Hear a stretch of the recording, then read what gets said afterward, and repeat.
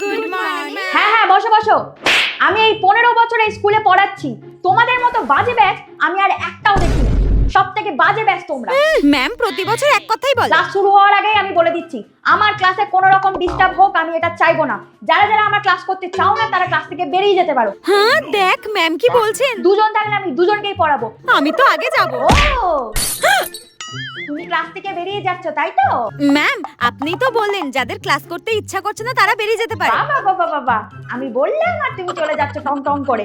মানে আমি যে 7 সমুদ্র 13 নদী পার করে তোমাদেরকে পড়াতে এসেছি আর তোমরা ক্লাস থেকে বেরিয়ে যাচ্ছ। আরে আপনিই তো বললেন। বসো এখানে চুপ করে।